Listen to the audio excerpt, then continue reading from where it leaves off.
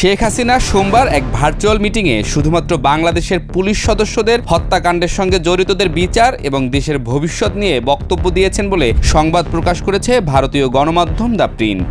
হাসিনার উদ্ধৃতি দিয়ে দ্য প্রিন্ট প্রকাশ করেছে, হাসিনা বাংলাদেশে ফিরে এসে সব হত্যাকারীর বিচার করবে, তাদের বিচার বাংলার মাটিতেই হবে। হাসিনা কখনোই তার কোনো বক্তব্যে দেশের সাধারণ মানুষ হত্যার বিচারের কথা বলেনি, যার কারণ হিসেবে নেটিজেনরা বলছেন নিজের ফাঁসির রায় নিজে লিখবার মতো বোকা হাসিনা না। এদিকে আগামী এপ্রিলেই শুরু হবে হাসিনার বিচার কার্যক্রম। তবে তাকে দেশে ফিরিয়ে আনা বা তাতে ভারতের মতামত কী হতে পারে, এ বিষয়গুলো এখনও অমীমাংসিত। যেহেতু হাসিনা বাংলাদেশে ভারতের স্বার্থ সিদ্ধির চাকর, তাই দেশটির পক্ষ থেকে তাকে সহজে ফিরিয়ে দেওয়ার বিষয়টি নিয়ে ধোঁয়াশা আছে, এমন মন্তব্যই ভাসছে সমাজ পাতায়। দ্য প্রিন্টের ওই প্রতিবেদনে আরও উল্লেখ করা হয়, হাসিনা ডক্টর ইউনূসকে মব স্টার আখ্যা দিয়েছেন। ইউনূস এবং তার সহযোগীরা বাংলাদেশের বিরুদ্ধে চক্রান্ত করেছে বলেও হাসিনার উদ্ধৃতি দিয়ে প্রকাশ করেছে ভারতীয় গণমাধ্যমটি।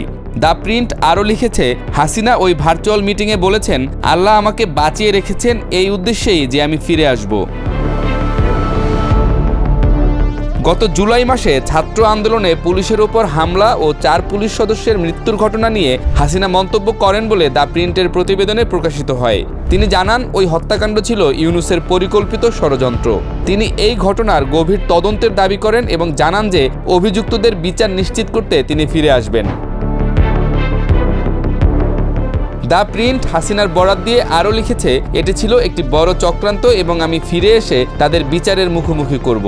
তিনি সরকারের ব্যর্থতা এবং পুলিশের পরিবারের জন্য কোনো বরাদ্দ না দেওয়ার বিষয়েও ক্ষোভ প্রকাশ করেন। শেখ হাসিনা তার বক্তব্যে জানান, যখনই তিনি দেশে ফিরবেন প্রতিটি হত্যাকাণ্ডের বিচারের জন্য উপযুক্ত ব্যবস্থা গ্রহণ করবেন। পাশাপাশি তিনি বর্তমান সরকারকে সন্ত্রাসী বলে আখ্যায়িত করেন এবং জনগণকে তাদের অধিকার পুনরুদ্ধারে সংগ্রাম করার আহ্বান জানান বলে প্রতিবেদন প্রকাশ করেছে ভারতীয় মিডিয়াটি। অন্যদিকে এই মাসের শুরুতে জাতিসংঘের ফ্যাক্ট ফাইন্ডিং রিপোর্টে প্রকাশিত হয়েছে, হাসিনা ও আওয়ামী লীগ জুলাই গণহত্যা ও নির্যাতন নিপীড়নে সরাসরি দায়ী। প্রতিবেদনে আরও বলা হয়েছে, হাসিনা সরকারের শীর্ষ কর্মকর্তাদের নির্দেশে ছাত্র জনতার উপরে মেটাল বুলেট ব্যবহার করা হয়। দ্য প্রিন্টের এমন প্রতিবেদন প্রকাশের পর বাংলাদেশের সামাজিক যোগাযোগ মাধ্যমে বিরূপ প্রতিক্রিয়া দেখা দিয়েছে। এত কিছুর পরও হাসিনা এবং আওয়ামী লীগের কোনো অনুশোচনা নেই জনগণের কাছে মাথা নোয়াবার ইচ্ছা। এখনও তার অহংবোধ তাকে আরও জনবিচ্ছিন্ন করছে।